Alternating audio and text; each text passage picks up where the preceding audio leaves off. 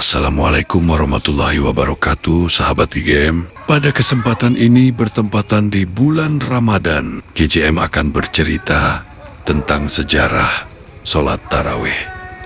Menurut riwayat, Rasulullah pertama kali melaksanakan qiyam Ramadan secara berjamaah di Masjid Nabawi pada tahun kedua setelah hijrah ke Madinah. Pada masa itu, setelah menunaikan sholat Isya berjamaah, beliau biasanya kembali ke rumah untuk beristirahat. Namun ketika malam telah larut, beliau keluar menuju masjid dan menunaikan sholat malam. Salah seorang sahabat melihat Rasulullah sedang sholat, lalu ikut bergabung. Kejadian itu membuat beberapa sahabat lainnya ikut melaksanakan sholat berjamaah bersama beliau.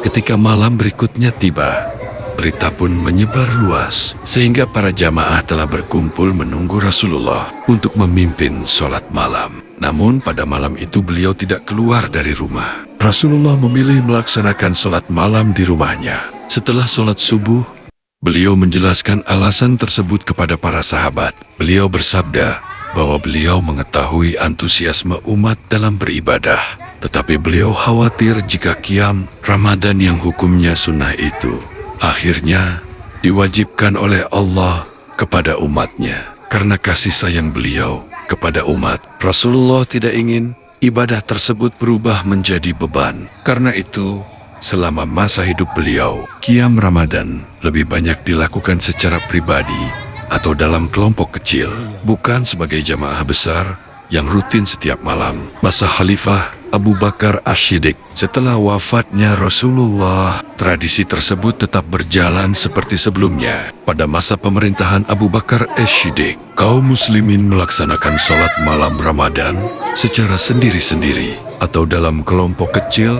Tidak ada penyatuan jamaah dalam satu imam di masjid. Hal ini berlangsung demikian karena masa kepemimpinan Abu Bakar relatif singkat dan fokus utama saat itu adalah menjaga stabilitas umat Islam pasca wafatnya Rasulullah. Penyatuan tarawih pada masa Umar bin Khattab. Perubahan besar terjadi pada masa Khalifah Umar bin Khattab. Ketika memasuki bulan Ramadan, beliau melihat kaum muslimin di Masjid Nabawi melaksanakan sholat malam dalam kelompok-kelompok kecil. Bahkan ada yang sholat sendiri-sendiri.